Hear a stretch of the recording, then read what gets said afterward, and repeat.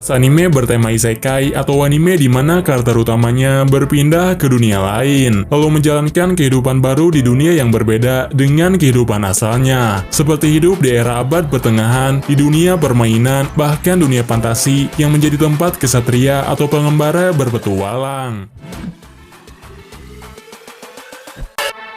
Demon Spirit Seed Manual merupakan salah satu donghua dengan tema isekai, mengisahkan seorang pria bernama Yuanding. Dia merupakan seorang otaku yang menyukai karya dua dimensi. Pada suatu ketika, dia berpindah ke dunia sihir, lalu mendapatkan kekuatan murni untuk mengendalikan tumbuhan. Di sana, seseorang menyeretnya pergi untuk ikut tes masuk ke Akademi Sihir. Dengan penuh rasa percaya diri, dia mencoba tes tersebut, tapi langsung tidak diterima karena kekuatannya dianggap lemah dan tidak sesuai dengan standar di akademi tersebut. Hal ini membuat dirinya disepelekan dan direndahkan oleh murid lain. Akibatnya dia terlihat depresi dan kecewa dengan kehidupan baru yang dia jalani. Di saat itulah, seorang petani memberi pekerjaan kepadanya. Lalu dia diberitahu tentang legenda peri yang menjadi puncak kekuatan di dunia tersebut. Meskipun kekuatannya dianggap lemah, tapi ternyata dia mampu membangkitkan benih peri. Hal ini membuat kepala sekolah tertarik kepadanya sehingga bisa masuk ke Akademi Sihir yang dulu tidak menerimanya, lalu mengejutkan murid lain dengan peningkatan kekuatan yang dia dapatkan. Otome Game Sekai wa Mob Nikibishi Sekai Desu bermula ketika seorang pemuda dipaksa memainkan game oleh adiknya. Selain bertema simulasi kencan, dalam game itu juga terdapat tantangan dan jalan rahasia untuk mendapatkan kekuatan. Tapi karena harga diri pria lebih rendah daripada perempuan dan latar ceritanya tidak masuk akal, maka pemuda itu sangat membenci game tersebut. Akan tetapi saat mencoba memainkannya, dia terlihat sangat ketagihan. Hal ini membuat dia bermain tanpa henti lalu meninggal karena terlalu kelelahan. Namun setelah meninggal, dia malah hidup kembali di dunia game tersebut. Dalam dunia permainan, dia menjadi anak bangsawan tingkat bawah bernama Lian. Sejak awal, Lian mengalami kesulitan karena terlahir kembali menjadi anak dari seorang wanita simpanan. Selain itu, dia juga tidak tampil mencolok karena latar belakangnya merupakan karakter sampingan. Dia tidak punya pilihan lain selain menikahi perempuan yang usianya jauh lebih tua. Tentu saja, dia menolak untuk melakukan hal tersebut. Lian memutuskan pergi ke suatu tempat untuk mendapatkan banyak harta dan peralatan berguna. Perjalanan singkat itu bisa saja meningkatkan status bangsawannya, tapi dia kesulitan karena harus mencari pasangan yang terpandang di sekolahnya.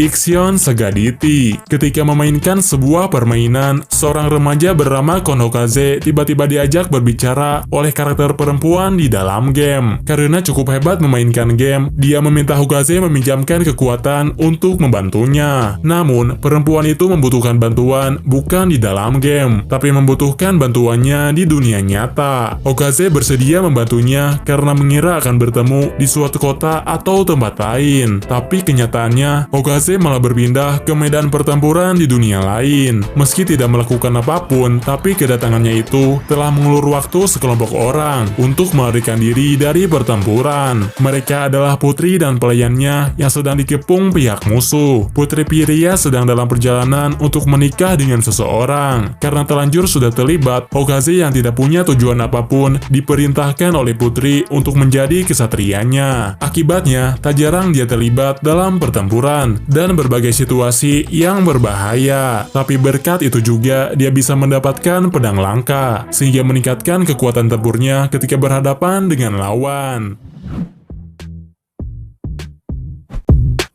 Sokei Shoujo no Virgin Road. Pada waktu tertentu, terjadi fenomena di mana seseorang berpindah ke dunia lain. Di dunia lain, mereka mendapatkan kekuatan yang dapat merubah dunia tersebut. Setiap orang yang berpindah ke dunia lain disebut sebagai orang tersesat. Meskipun pengetahuan modern mereka dapat berguna, tapi kebanyakan dari mereka selalu membawa bencana atau malapetaka. Akan ada saatnya di mana kekuatan mereka meningkat pesat dan tidak bisa lagi dikendalikan. Maka dari itu, anggota FAU Faust memutuskan akan mengeksekusi orang-orang yang berasal dari dunia lain. Mitsuki dan Akari merupakan pelajar yang dipanggil ke dunia tersebut. Berbeda dengan Akari yang dinilai kuat, Mitsuki diusir oleh raja karena dianggap tidak punya kekuatan yang berguna. Namun ketika anggota Faust bernama Meno mulai bergerak, terungkaplah kekuatan mereka yang sebenarnya. Mitsuki ternyata punya kekuatan yang mengerikan, suatu kemampuan untuk melenyapkan apapun yang ada di sekelilingnya. Sedangkan Akari bisa meregenerasi waktu sehingga membuat dirinya tidak bisa mati. Sebagai anggota Faust dan seorang eksekutor, Meno berusaha mendekati mereka berdua, kemudian membunuhnya saat mereka sedang lengah.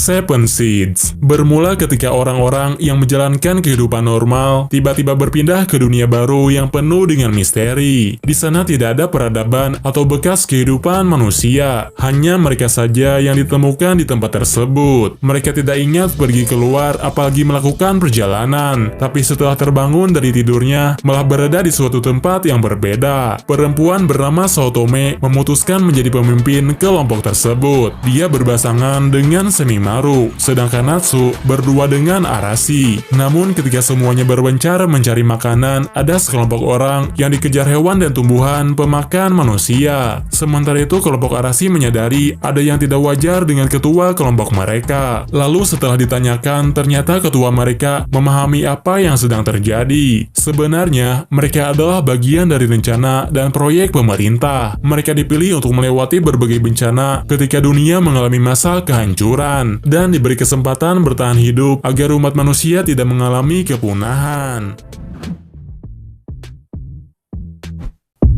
Gaikotsu Kishisama. Di dunia fantasi yang berlangsung pada abad pertengahan, muncul seorang kesatria pengembara di dunia yang berbeda. Sebelum berada di dunia fantasi, dia ingat jika dirinya tertidur ketika sedang bermain game. Kemudian saat terbangun, tubuhnya berubah menjadi avatar di dalam game yang dia mainkan. Selain itu, dia juga memiliki perlengkapan serta kemampuan yang sama persis di dalam game. Namun karena semuanya terlihat nyata, maka kekuatan yang dia miliki terlihat lebih mengesankan daripada yang pernah dia lihat di dalam game manapun. Tapi karena penampilannya menyeramkan, maka dia memutuskan tidak akan menarik perhatian. Dia segera menuju serikat tentara bayaran untuk mendapatkan pekerjaan. Namun ketika menjalankan misi untuk mendapatkan lisensi, dia malah bertemu dengan bandit yang menyerang perempuan. Karena tidak tahan, dia pun langsung datang memusnahkan bandit tersebut, sehingga kedua perempuan itu berhasil diselamatkan. Dari sinilah awal mula kesatria pengembara mengambil langkah pertamanya untuk pergi berpetualang tapi tidak terlihat menonjol.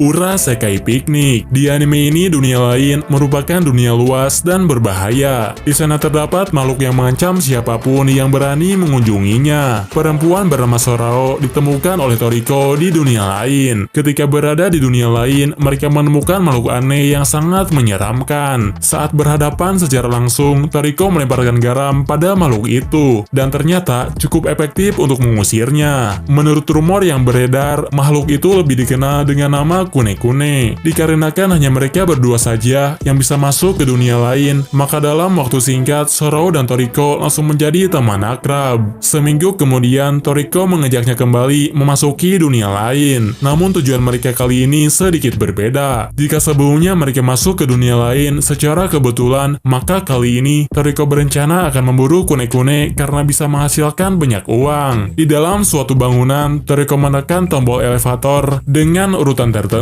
yang akan membawanya ke sisi dunia lain. Lalu setelah sampai di sisi lain, mereka langsung berhadapan dengan monster yang muncul tiba-tiba.